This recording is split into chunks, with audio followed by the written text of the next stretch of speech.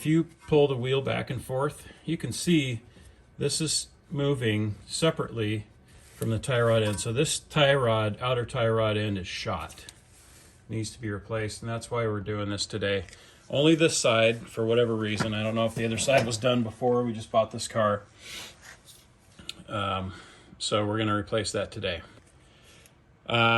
If there's any parts available on Amazon, I'll put a link to it in the description. I'm an Amazon affiliate, and it helps support my channel until I get 1,000 subscribers. First of all, have the car jacked up safely with jack stands under it, etc. You know, all the safety stuff. Secondly, I can't say enough good things about PB Blaster, and this is not a commercial, but I've been using this stuff for years, and when I'm going to do a project, I pre-spray every bolt with this stuff, and it just works its way in. You got WD-40, but this thing, I don't know what they've got in it, but it works better to me. So anyway, I'll have a link to that in the description. Works on a lot of stuff, especially if there's something rusted out. You want to put that on the night before. Okay, so if you don't need an alignment or you don't want one, your tires are wearing fine. Okay, we're going to count the threads, how many threads in there are to this bolt, because that's the first bolt we're going to break loose before we pop this out, because once we get that loose, it's going to be really hard to turn this stuff. Okay, so I'm going to count them. I'm going to use 2 wrenches, 2 big wrenches. Big wrenches are cool. Put one on the outside here like this, put one right here like that, and then you can just use your grip to break it loose. There we go.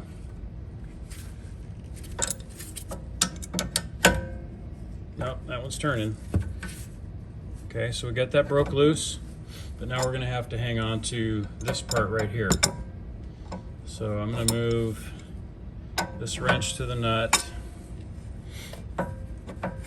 So we don't want to mess up the adjustment on the inner tie rod if we're not replacing that. And I don't think that one's loose. Once we get the new one on the outer, then we'll know for sure. But so we got a grip on the tie rod itself, and then this nut there. There we go. So it is loose. We have 10 threads. So I'm just going to do that and leave it. Now we're going to work on this right here. That one I'm going to use the impact on because it's easier. You can try and wrench it, but I'm going to use the impact. The nut right here, that's a 17 millimeter. It's kind of a weird size, but if you're using an impact wrench, 11/16 works just fine. So we're going to do that. All right, that popped loose really nice. Sometimes the jarring of an impact wrench will get stuff broken loose faster than you putting a wrench on it, so that's something to keep in mind. And like I said, I'm not a rep or anything, but I love my Milwaukee stuff. All my battery powered stuff lines up.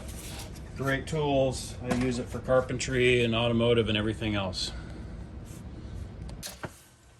So there's a couple different tools you can use here.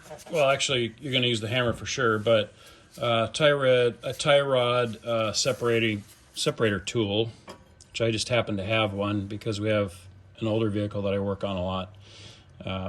But usually I like to just tap the top of the bolt just in case it wants to come free quickly.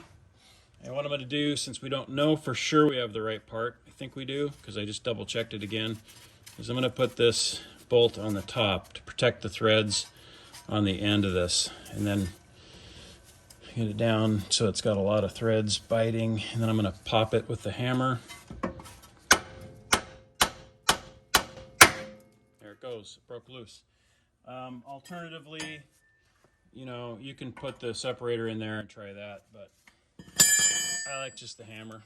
And just make sure you put that nut on there almost flush with the top of the threads so that you don't damage the threads in case you have to put this thing back in.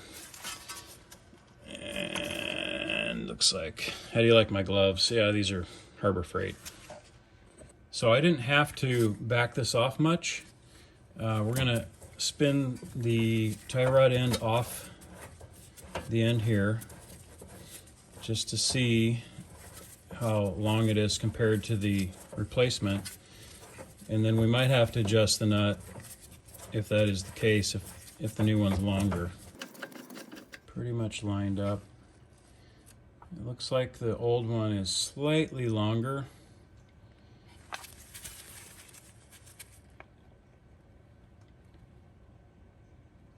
Maybe a couple of millimeters. So in this case, I'll back this nut up a little further. Actually, no, I'll bring it down a little further because this one's slightly shorter. And that should keep our alignment the same. I backed off the nut about 2 threads, which is equal to about the difference in distance that the new arm was, or I'm sorry, the tie rod end. Now, of course, we just spin the new tie rod end on there.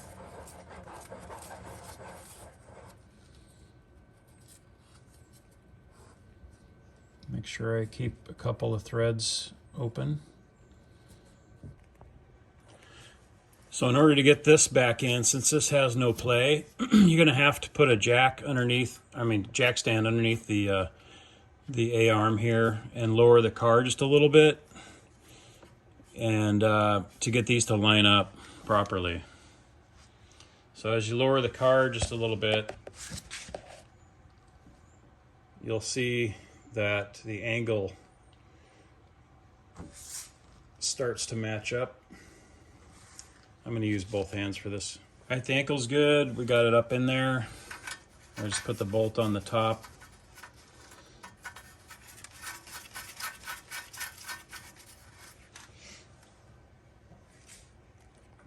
Tighten it back up.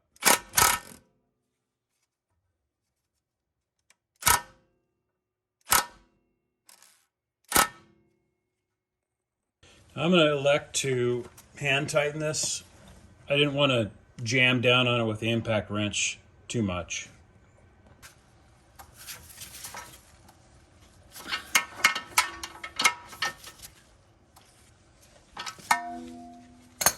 So as tight as I can by hand, and then I'm just going to give it a little zip with the impact. That's it. I don't want to break it off or anything.